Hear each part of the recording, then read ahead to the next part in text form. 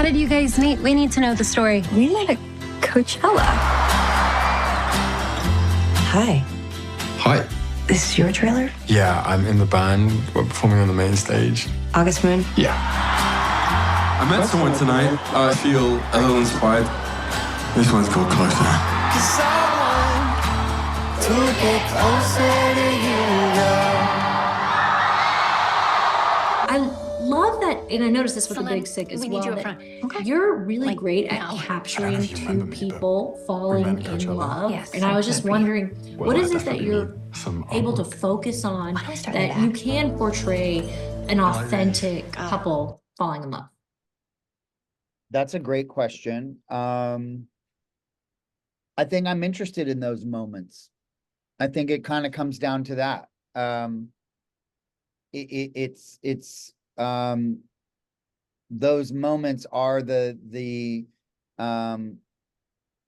is what I'm looking to find and figure out both in the script and then also in when we shoot it and the performances are like, what are those little moments where something changes in you or something happens between you and another person where they say something or you say something or some physical moment happens where suddenly everything changes. Right. Yeah, no, and it's interesting because, a lot of it is just them talking and conversating, and that can be hard to make interesting. But I mean, I was fully engaged in their quiet moments where they were just getting to know each other. So it's a testament to you, really. Oh, thanks. Well, the film also talks about 40 being a milestone, and at the beginning, Anne Hathaway's character is supposed to go camping, and she's supposed to see what kind of person she is. So I was wondering, what kinds of activities and things in your life have helped you realize what kind of person you are, or are you still trying to figure that out? Well, I suppose I'm still trying to figure that out, although it's definitely, I think I have a better idea now than I did when I was in my 30s or my 20s.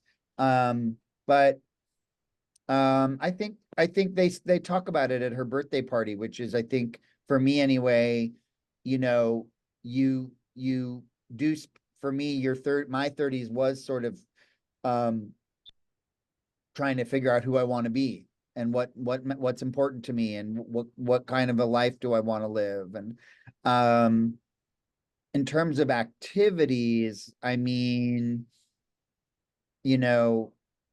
like, you mean like going camping or something? Yeah, like, I mean, do you feel, because it's interesting because people say they go and like find themselves when they go camping or like on a Right. trip or something. And Yeah. I honestly have yet to I don't know, it makes you wonder, like, what is it that what activity or thing that you do that makes you really realize, whoa, I know who I am now? Yeah. Well, for me, it wasn't like that. It wasn't a camping trip or anything. It was more about,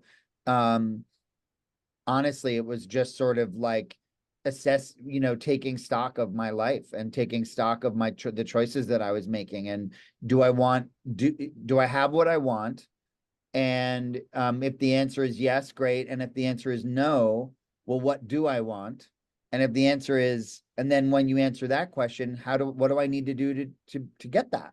What changes are necessary for me to have the life that I think I want? Do I need to move to Los Angeles? Do I need to do this? Do I need to do that? And so that for me has been a very long process, my whole life, really.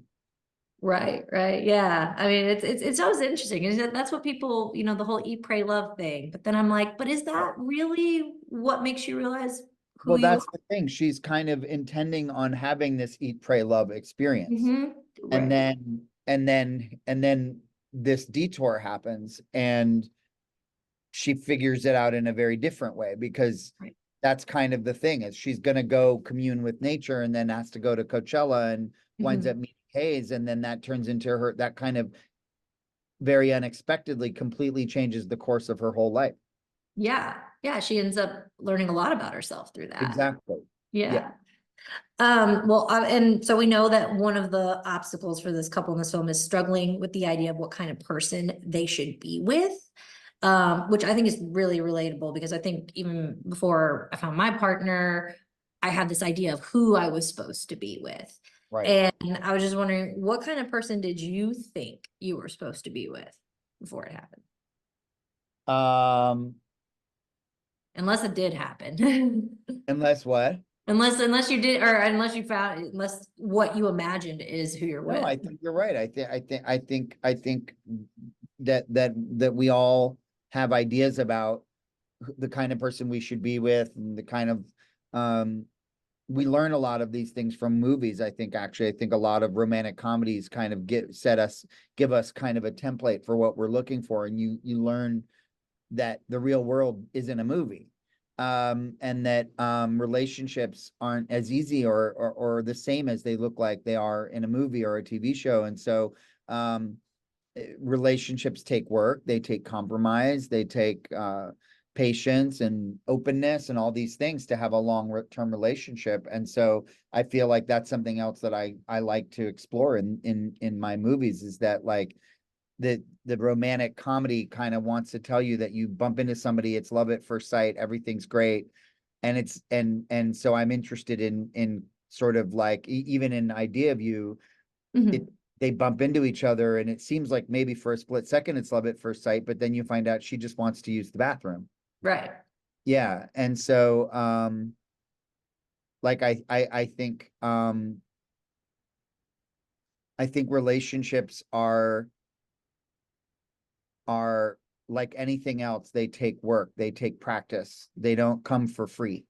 And so I like to explore that idea in my films.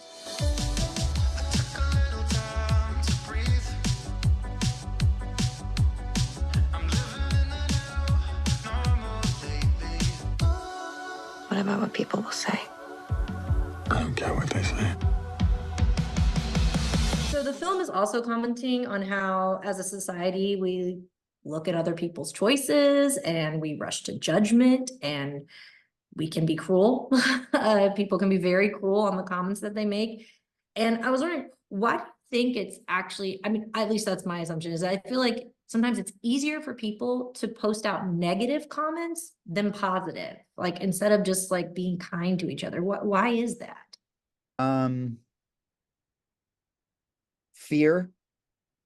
I think at the core of it is some form of fear. That if you're nice, if you're kind, that you'll lose something. That people might take advantage of you. That you'll that you have to protect. That you have to protect what you have, and so it forces you to push other people away because you're afraid that you'll lose something that you want to keep. That if you're nice or kind or open, that the thing that you have that you want to keep, you'll get taken away from you. Yeah, that's interesting, because I would feel like people would want to jump at the chance to like embrace the couples that they don't think should be together or whatever. Like, it's funny but it's so easy for people to go It's online. threatening. They're threatened. It's something about themselves, like seeing people that feel like are different than them or doing something that they wouldn't do. Maybe it's some part of them that feels like, gee, I kind of want to do that. And so, but I can't. So instead of having the courage to admit that I want to do that too, but I can't, I'll say that it's wrong, because then I'll feel a little bit better about myself, because I don't have to actually think that I might want to do that too. Right. Yeah. No, it's an interesting thing. It's funny. The film was very thought-provoking. It made me think a lot of things as I was taking notes. I was like, gosh, it's so true and interesting. Oh, good. I'm glad. Yeah, no. Well, they're giving me the wrap, but again, it was a pleasure speaking with you. It was great to speak to you as well, Susan. Thank you so much.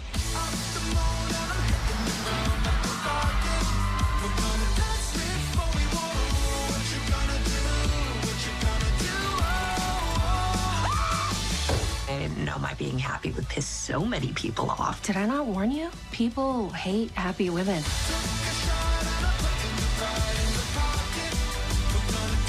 What are you gonna do?